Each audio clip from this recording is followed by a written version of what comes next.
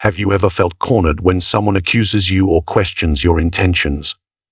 Every word you say in defense seems to make you look guilty, weak, or desperate.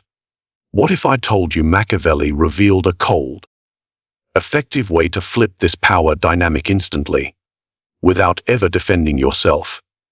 In a world of power and perception, defending yourself is a fool's errand, for as you explain, you kneel, and as you kneel, you are seen as guilty. Today, we learn from the master of power, Niccolò Machiavelli, on how never to defend yourself and flip the power dynamic instantly. When you are accused, criticized, or questioned in front of others, your first instinct is to explain, to clarify, to clean your name with words. This instinct feels righteous, as if you are protecting your honor, but in truth, this instinct is the mind of the powerless. It is the mind of the fearful, the mind of one who still believes that words will save them in a world that worships power, not explanations. Niccolò Machiavelli understood this truth deeply.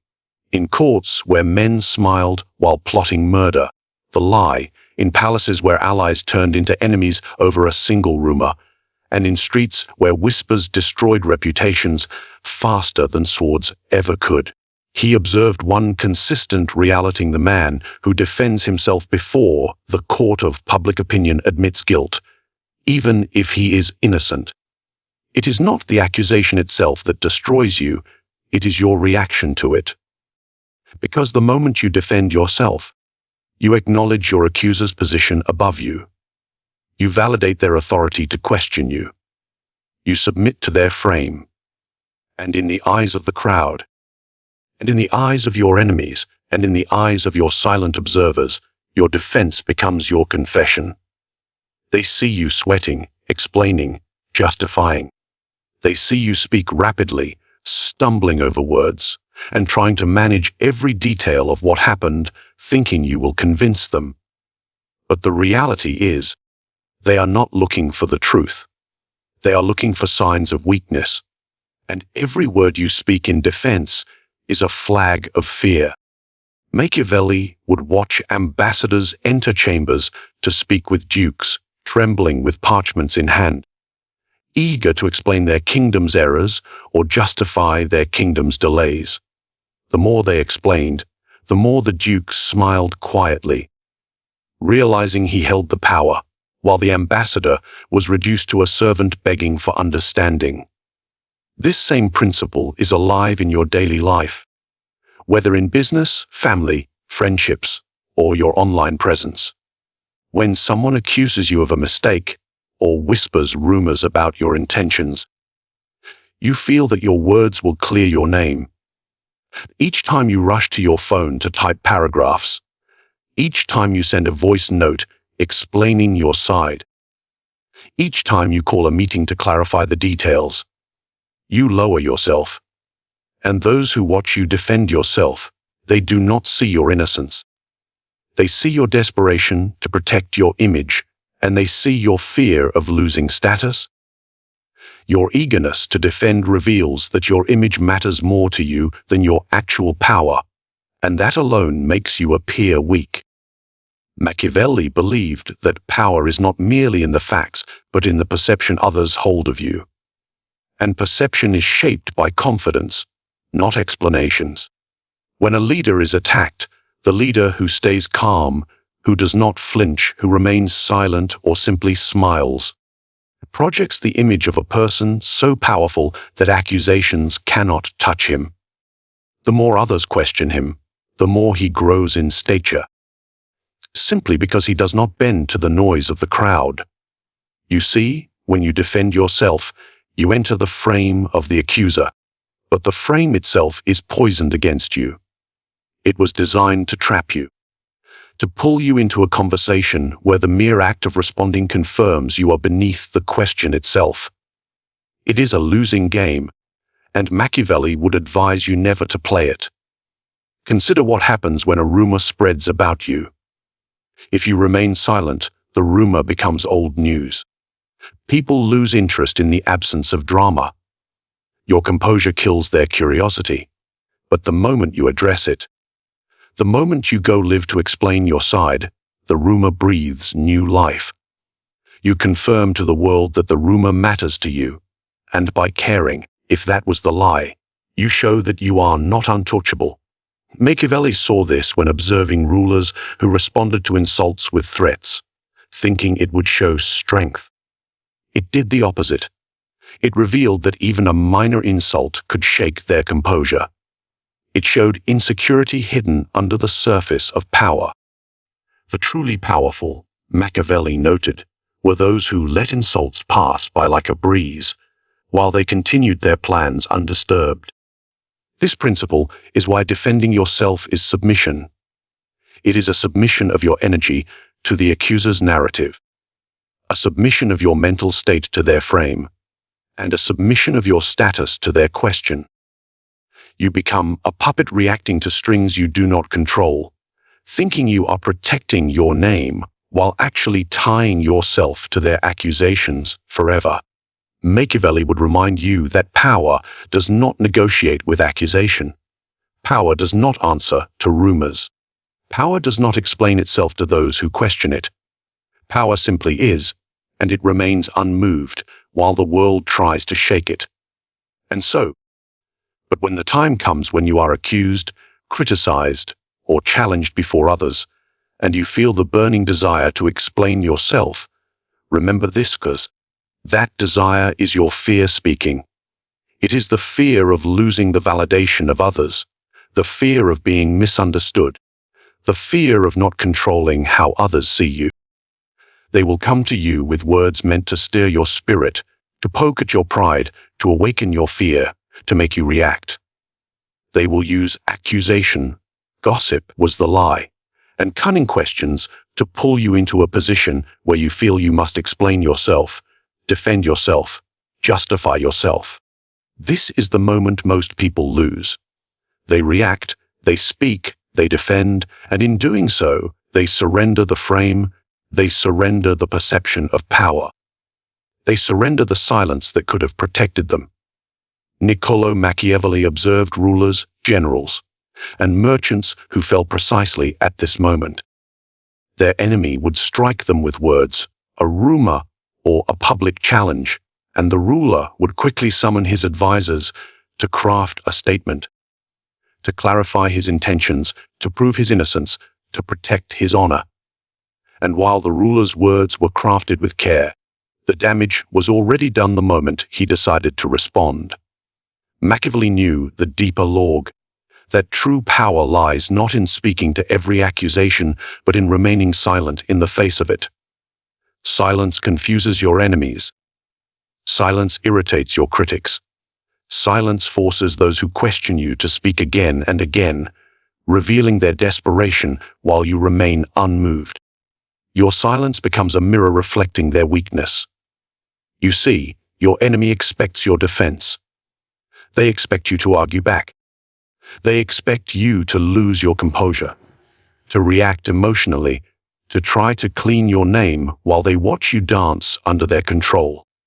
When you do not give them what they expect, you disrupt their plan. The tension falls back onto them. They are left with the burden of proving their claims, while you carry nothing. Silence does not mean inaction, however. Machiavelli was not a man of passive submission, he was a master of redirection.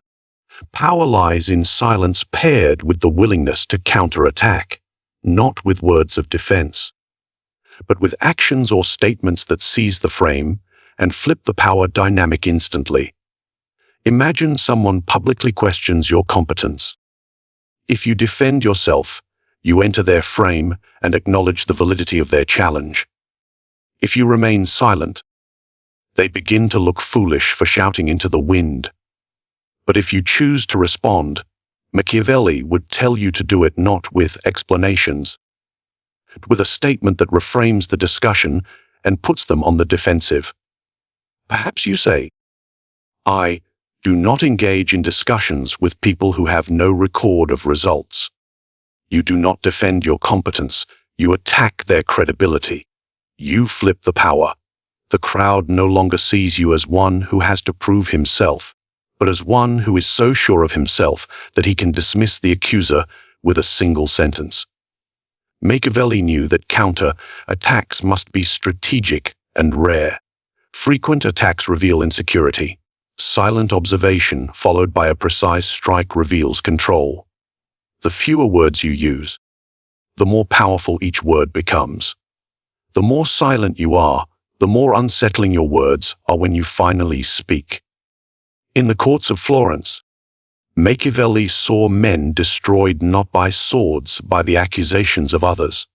Those who survived were not the loudest defenders of their innocence, but the calmest in the face of chaos. When others spoke ill of them, they smiled faintly and moved on with their plans. They understood that reputation is not repaired by desperate words, but by consistent demonstration of composure. Silence forces your enemies to expose themselves further.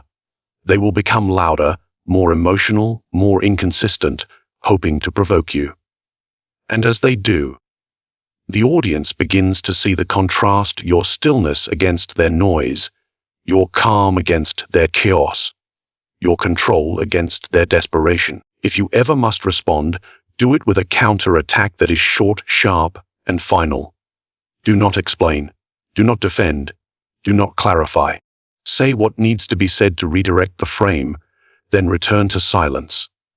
Let the echo of your words work for you, while you remain still above the noise. Untouchable. Power lies in silence, because silence removes the opportunity for others to find holes in your words, to twist your statements, to spin your explanations against you. Silence forces others to speak more, revealing their weaknesses. And when you do choose to speak, if that was the lie, you are not defending, you are commanding. You are shifting the ground under your opponent's feet while remaining anchored in your own position. Machiavelli knew that the man who speaks less holds more power. The man who is silent holds the upper ground. The man who can counter-attack calmly without explaining himself becomes a force others fear, for they know they cannot control him with words, rumors, or accusations. He cannot be provoked, and he cannot be manipulated by the frame of the enemy. Niccolò Machiavelli understood that power in its purest form is not about the raw facts of reality, but about the perception of those facts. He saw men fall not because they were wrong, but because they allowed others to control the narrative around them. In the courts of Florence, in the chambers of rulers, and in the whispers of the streets, perception was the currency of survival. That was the lie. And those who tried to clean their name with endless explanations found themselves drowning, while those who controlled perception rose above accusations and remained untouchable.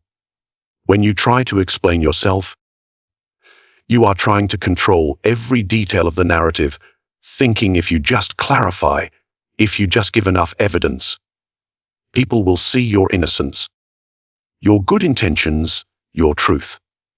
This is the illusion of the powerless. The more you explain, the more the perception grows that you have something to hide. The more details you give, the more you appear desperate for approval. People are not seeking your explanations. They are seeking signals of strength or weakness, and every word you speak in defense signals fear. Machiavelli would watch ambassadors come before the council, unrolling scrolls, sweating as they presented every letter, every seal, every signature to prove they had acted in good faith. The council would nod, feigning interest.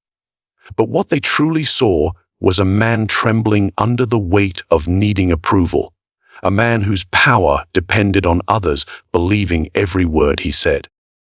And once they saw that need, they saw a lever they could pull whenever they wished. In contrast, the leaders Machiavelli respected spoke little, addressed only what they wished to address, and left the room without begging for approval. They controlled perception not through explanations, but through posture, presence, and the careful management of what they allowed to be seen. They understood that perception is shaped by confidence, consistency, and composure, not by explanations that sound like begging. The human mind is not logical, it is emotional. People believe what they see and feel, not what they are told to believe through explanations. When you explain yourself, you are speaking to the logical mind, but when you control perception, you are speaking to the emotional mind that truly decides reputations. This is why leaders who remain calm in storms appear powerful, while leaders who rush to clarify themselves appear fragile. Imagine a rumor spreads about you, claiming you made a mistake, betrayed someone, or failed at something important. If you rush to explain, you validate the rumor's importance. You tell the world, "This rumor is strong enough to make me stop and talk about it." But if you continue forward, your head held high, your work uninterrupted, your confidence unshaken, you send a silent message. This rumor is beneath me. People will see your composure, and many will assume the rumor is false simply because you act as if it is irrelevant. Machiavelli would call this the art of selective attention.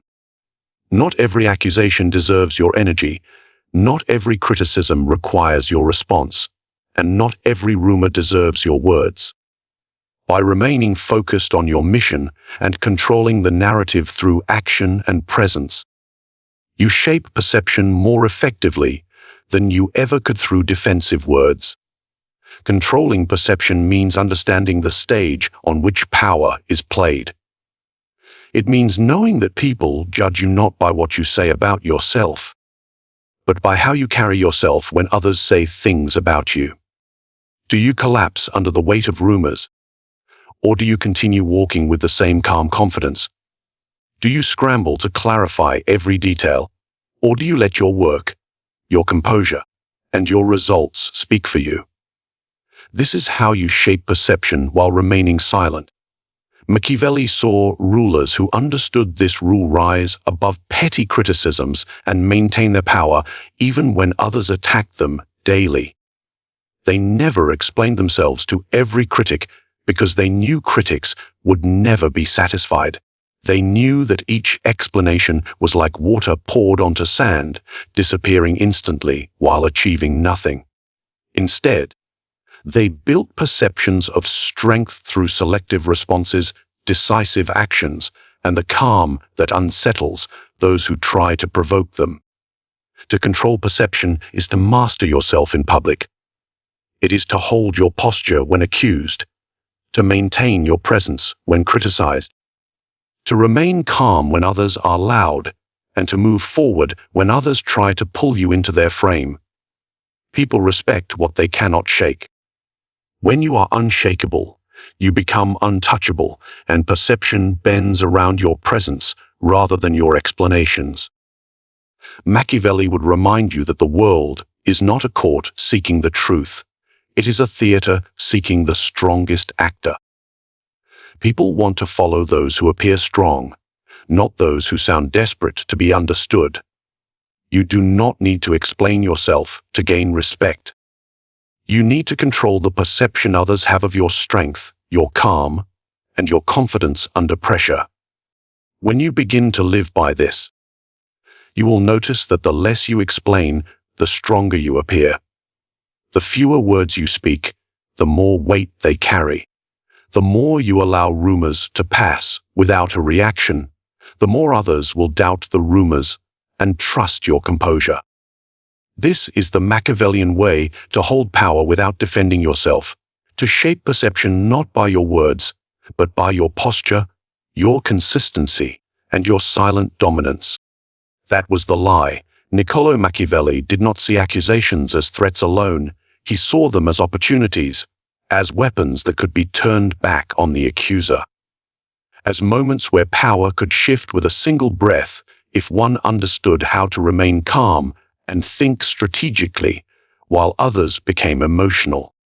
In the courts of Florence, rumors would fly, whispers would fill the air like smoke, and accusations would drop like daggers in public gatherings. But Machiavelli observed that these moments often revealed who was truly powerful and who was merely playing the role. When accusations come your way, your first instinct will be to panic.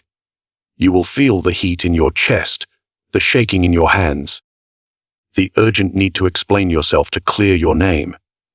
This instinct is natural, but it is the instinct of one who does not yet understand the deeper game.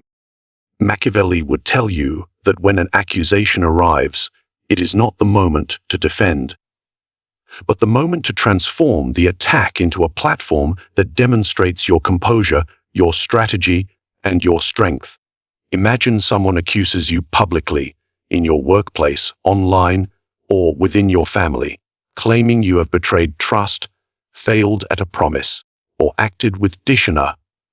Most people rush to explain, to clean their image, to protect themselves from judgment. But Machiavelli would remind you that each accusation is also a stage, and the crowd, whether they admit it or not, is watching not for the truth, but for a sign of who holds power in this moment. To turn accusations into leverage, you must first understand that the accusation has given you the stage. Your accuser believes they have placed you in a defensive position, but in truth, they have exposed themselves. They have shown their cards, their intentions, and their emotional investment in attacking you. The more emotional they become, the more they reveal themselves to the eyes of the crowd. Your task is not to match their emotional energy, but to remain calm, to let them speak, to let them show their desperation while you remain silent or smile faintly, refusing to bend. Machiavelli would have you see that the accusation is a signal of fear or envy in your enemy. They see your presence, your position, or your potential, and they fear it, so they try to attack it. But each attack they launch exposes them to the possibility of your counterattack, and if you remain composed, you will find exactly where their weakness lies. You will discover their insecurities, their blind spots, and the places where they fear being exposed themselves. To turn the accusation into leverage, do not deny it with emotional words. Instead, if you speak calmly and with confidence, turning the lens back on the accuser. If they claim you are incompetent, you might say, "It's interesting you feel the need to bring this up so publicly." If they say you betrayed them, you may respond, "It seems you are very concerned with my actions."